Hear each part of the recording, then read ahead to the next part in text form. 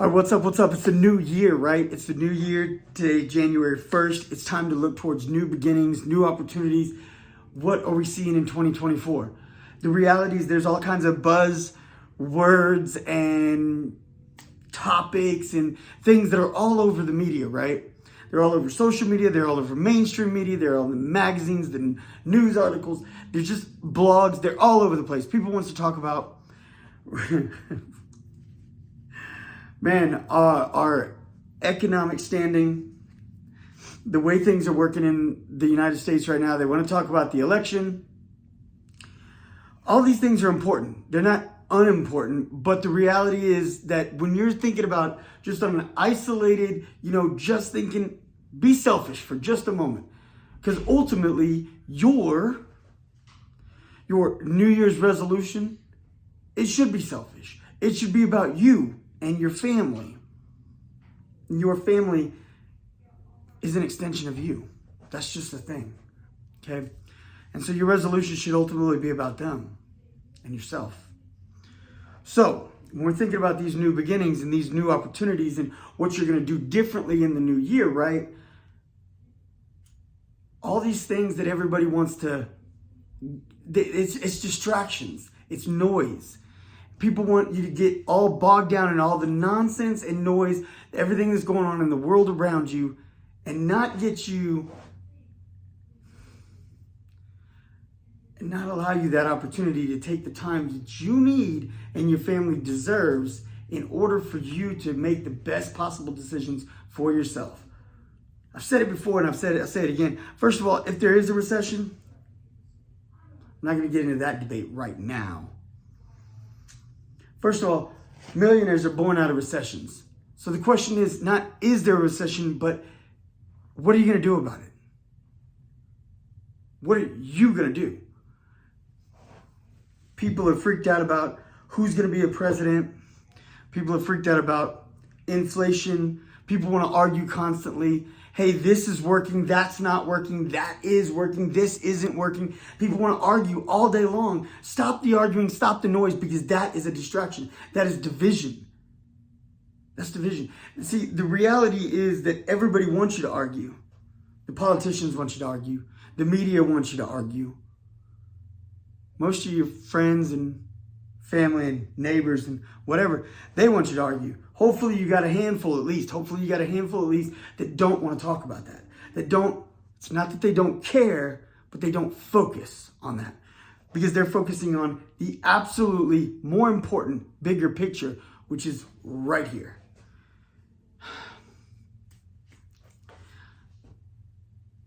The three things, man. My family, my bag, and my business. My family, my bag, my business. My God, my family, my bag. My God, my family, my bag. Sorry, man. Woo! As said, it's January 1st, and your boys, I'm still recovering. Last 3 days, your boys got about 9 hours total sleep. Yeah, at most. Whew. It's been a rough few days. Been working hard, man. So this is the thing. First and most important is God. As you focus on God, are you doing what God put you here to do? Are you actually doing something to better contribute and serve the kingdom? All right? Kingdom. Are you doing something better? And see, some people get into these arguments and these debates about, well, I'm for this legislation, or I'm for this politician, or I'm against this politician, or against this legislation. And they start trying to justify all their arguing, saying, I'm arguing because I care for the greater good. Well, I'm not saying that you don't. I'm saying that if you focus so much attention on that you're not actually taking the time to focus right here. Right here. Are you giving the proper, adequate amount of time to the kingdom? Are you living in the Word? Are you walking with God on a daily basis?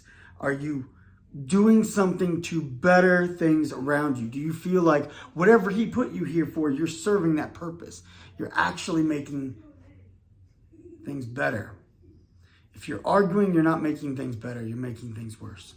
As a Christian, people lose sight of the key, most important aspect of being a Christian, and that is to be as Christ-like as possible.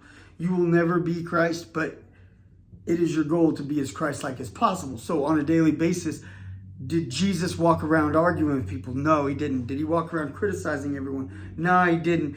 Did he walk around talking about what laws should be laws and shouldn't be? No, he didn't. Did he check on Instagram, Facebook, and, whatever constantly? Did he, have to rap with his homies to find out who was doing well and if he is keeping up with them? If he's keeping up with the Joneses, so to speak? Was he constantly comparing himself to others? We fall short as Christians all the time because we live in a society that absolutely fuels and encourages. It wants us to compare. It wants us to compare ourselves to others around us. It wants us to sit back and say, am I good enough? Am I doing better? Oh, I'm doing better than him. It wants us to do that because then again, we're distracted. It's noise, man. That's the enemy. The enemy wants you distracted. The enemy wants all this noise. The enemy wants you constantly debating over politics, pop culture, music, television. Doesn't matter. The enemy wants you so distracted that you don't know what's really going on. The enemy wants you so distracted that you're not really living God's plan. You're not living your dream either. There's people who spend most of their time consumed scrolling through social media or spend their time looking for someone to have confrontation with. Those people are unhappy. They're not happy. And the enemy wants you not happy. The enemy wants you to find joy, not joy, let me rephrase. Find momentary satisfaction. So that way you don't actually see God's real, true joy. So the enemy's constantly going to distract you with flash and awe. Things that seem exciting. Things that seem fun to debate about, or things that seem cool to have. Oh, look, I got this cool, flashy thing, and I'm doing better than him. Oh, he's got this cool, flashy thing. I'm not doing as good as him. Oh, man, he's got perfect kids. My kids aren't perfect. Ooh, I got perfect kids. I'm doing better than her. Like, that's what the enemy wants you to do. The enemy constantly wants you to be comparing and pitting us one against another. In 2024, I challenge you to rise up above that. I challenge you to say no. You will not give in to that again. I challenge you, 2024 is going to be a true year of rebirth and growth and just a brighter tomorrow for so many. Don't worry so much about what the economy's doing. Don't worry about so much about what the government's doing. Don't worry so much about what this famous actress or this famous singer or this athlete is doing. We get bogged down too much in the Kardashians. Elon Musk. What's he up to? We get so bogged down in what these people are doing. What are we doing? Now, it's fine to look towards people you seek wisdom from, people that you feel like have made educated choices. You're a basketball player. You're a young, aspiring basketball player, and you want to look towards this basketball player and how did he get so good? You're a young guitarist, and you want to aspire to be a guitarist like that person, so you want to look at what they did. That's fine. But what does that guitarist's opinion on your faith have to do with anything? What does that guitarist's opinion on politics have to do with anything? What does that guitarist's opinion on your daily life have to do with anything? You see, that's what I'm talking about. What if that guitarist is having a baby? What do you care?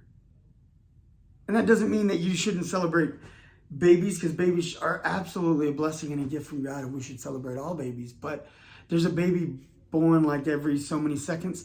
Are we celebrating every one of them? Okay, then what are we worried about? A celebrity had a baby. These are just some of the many, many things that distract us. The noise. So I challenge you again. I'm saying, please block out the noise. My God. Second, family. Family. Your spouse. Your children. Your spouse. Your children. Self-love and self-care. If you don't take care of yourself, you can't be your best self for your family or your kids, for your wife, for your husband, for your cousin, your brother, your sister, your whoever, your dad, your uncle. You know, if you're not taking care of yourself, you're not able to fully give yourself to your family either. You got to make sure you're setting a good example. You're a good testimony for your family. I'm not trying to put pressure on you. That's just a real deal. You know, you got to be doing the best you can each day. We're all going to fall short, but they got to see that we're trying. I look to my mom as a constant example for me. I know my mom gave everything she did, everything she had. She constantly tried. Man, I'm slurring words a lot. I'm tired. I'm telling you, I'm tired. My mom gave everything she had constantly. She always did. She loved harder than anyone I've ever known. She was a God-fearing, a God-loving. She was a genuine person who never met a stranger. I want to be like my mom. She was just something else. She was different. She made mistakes, just like we all do. But she never stopped trying. That's important. And all of her family, even the ones that didn't get along, knew that she was the one who tried to hold them all together. God, family, and your business. Now, if you're here, most likely you're an entrepreneur or someone who's trying to better their financial situation or place. Or you just love your boy Corey B, and I appreciate the love.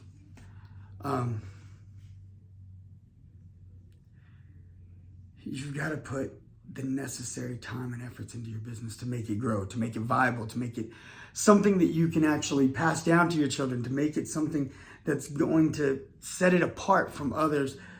There's nothing new. There's only a new twist. There's only a new style. There's only a new appearance. Everything has been done.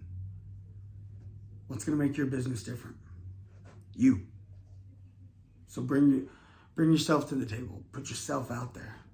Be willing to put it all out there. Let your entire self, your entire being, just hang out there. So that way, be completely vulnerable. Step so far out of your comfort zone that you can't even see, you can't even recognize, you don't even know anymore what your comfort zone used to be, because you're just like, I'm so far removed. There's nothing I'm not willing to step into to make my business grow and make my business work and take care of my family. Those three: God, family, your business. God, family, business. That's it. That's it. Make it count. Make 2024 the year that changes everything for you.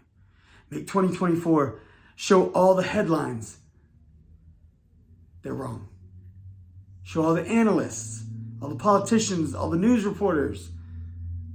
2024 is on the cusp of just the world collapsing. Show everybody they're wrong.